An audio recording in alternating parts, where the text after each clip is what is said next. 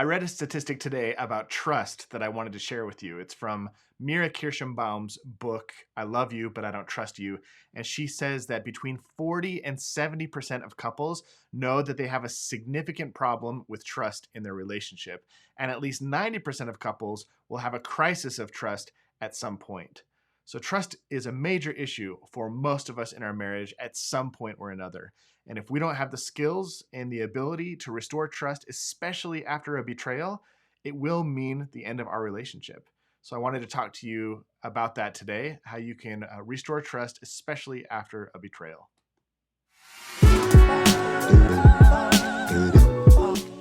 So let's start off by defining what a betrayal is. In Mira's book, she says betrayal is when somebody does something that breaks a fundamental promise or violates a fundamental expectation and does so in a way that significantly hurts your peace of mind. Essentially, a broken promise of an expectation or an agreement that you've made with somebody. There are lots of ways that you can get betrayed. I'm going to name a few that I think are really common really quickly, but this is by no means even scratching the surface of things that you can do or things that you could do to betray your partner or be betrayed by your partner. Um, an affair is obviously the most obvious explanation, whether it's an emotional affair or a physical affair.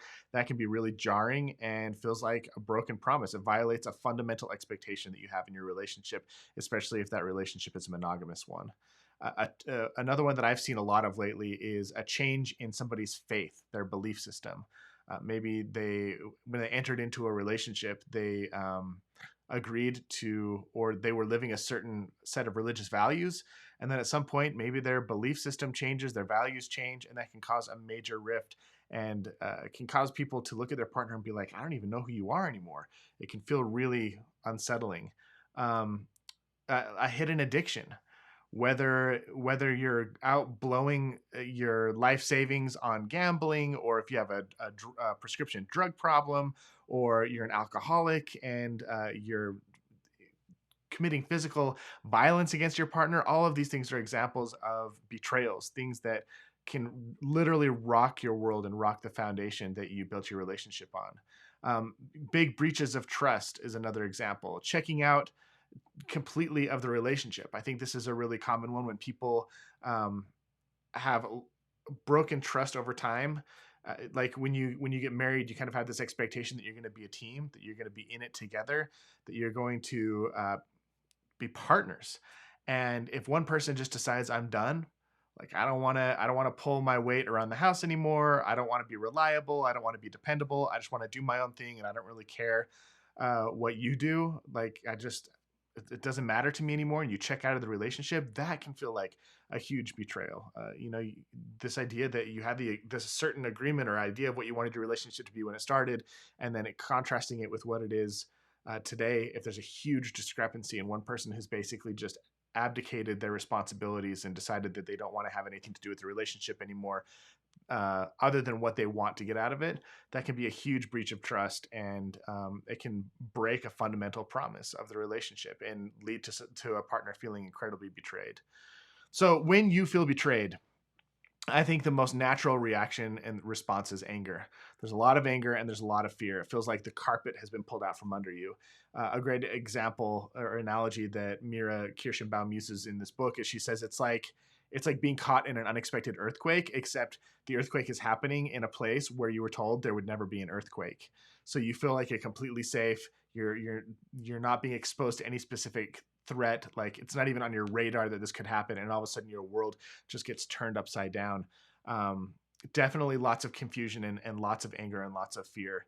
It can also impact your relationship with other people when you've been betrayed by one person, and you feel like, oh my gosh, who else can I not trust? Who else is keeping secrets from me? Who else might let me down? Who else could radically disappoint me? Or, who else doesn't love me the way that I thought they loved me?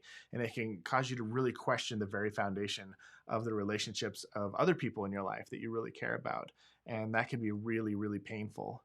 Um, Oftentimes after a betrayal, it brings out the very worst in us. I think a great story of this is Lorena Bobbitt. If you remember back in the 90s, Lorena Bobbitt is a woman who found out that her husband John was having an affair, and he came home one night and he was drunk and he forced himself on her. And after they had sex, she went in the kitchen and got a knife and chopped off his penis. And then she went for a drive and threw it out the window into an empty field. And anyway, they were like the running joke of the 90s and early 2000s is the guy who got his penis chopped off by his wife. But that I sometimes I've thought about like what kind of mindset, what presence of mind she would have to have to literally do that. I think they went to court, and I think she got off on an insanity plea. She pleaded insanity, and the jury was like, "Yep, that was a traumatic experience that led you to a momentary bout of insanity." And I think that insanity is something that, if you've ever been betrayed, you can relate to. It oftentimes brings out the worst in us. We say and do things when we feel betrayed that we would never say and do in any other circumstance in our life. We want to hurt the person who hurt us. We want a sense of revenge. We want them to know how much pain we're feeling, and we want them to feel similar types of pain in many cases. And so it oftentimes brings out the most negative, resentful, revengeful, angry, cruel, malevolent parts of ourselves that are just out to cause pain to those who have caused us pain. And oftentimes the reason that we do try and inflict pain on others is we're trying to create safety for ourselves. We want people to know, you don't mess with me. Like, you don't hurt me like this. I can fend for myself. I can fight back, and I'm going to let you know how much you hurt me, and I'm going to show you how much you hurt me so you never do it again. And oftentimes those things that we do that are so painful to others after we've been betrayed, or those things that are so uncharacteristic of ourselves, it's really in an instinctual response to try and create a sense of safety in our lives, some semblance of order. It's trying to take some amount of power back and show that we can fend for ourselves. And in some cases, I think after a betrayal, sometimes we can even be grateful. Grateful if your relationship was really terrible, and then your partner goes out and does something really stupid, and I think it's not uncommon for people to be grateful that they showed their true colors and feel like they finally have an excuse to end the relationship. So depending on the state of your relationship and the trust that you have in your partner and the amount that you're enjoying the relationship at the moment of the betrayal, your response can be very, very different across the board. And I think the big question a lot of people have about betrayal is, if it happens to me, can I recover? If I've been hurt, if our relationship has experienced a traumatic event, if I have had a hole blasted into my reality and I feel like I'm waking up in a foreign country every day where, like, this person that I've been living with my entire life doesn't even speak my language. I don't even know who they are. I don't know where I am. If you feel like disoriented, overwhelmed, frustrated, angry, and you want to know, does this ever get better? Can it change? Can it improve? Can we repair? Can we go back to the way things were? The answer is, it's a complicated answer. And I think the important thing to tell you is that, yes, you can restore trust. Will things ever go back to the way things were? No. Can they be better than they were? Absolutely. But will they be the same? Never again. Does it mean that there's hope for every single couple? Absolutely not. But there's a beautiful process that you can go through to figure out, should I continue to move forward in this relationship? Should I forgive? Is it worth it to try and rebuild trust with this person who betrayed me, or with the person that I betrayed? Is our relationship salvageable?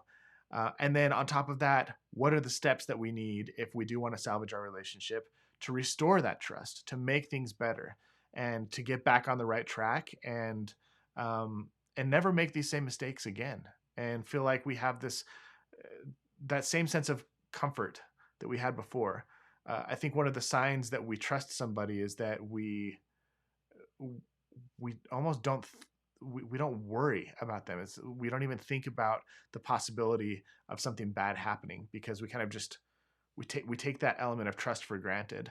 And I think one of the beautiful things about betrayal is that when you can come back from betrayal, when you can regardless of whether the relationship survives or not. As you learn to heal and move forward and be able to trust people again, you don't take their trust as for granted as you may have beforehand.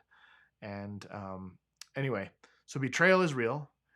Just like I shared in the statistic at the beginning of this episode, between 40 and 70% of couples know that they have significant problems with trust. Oftentimes it's because of a betrayal, because of the breaking of a fundamental promise in a relationship.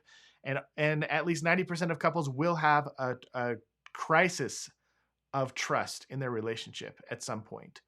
And if you're not prepared with the skills and the tools of how to um, heal the trust and to overcome a betrayal, to overcome a broken promise, and to restore that integrity of your relationship, it could result in the demise of your relationship.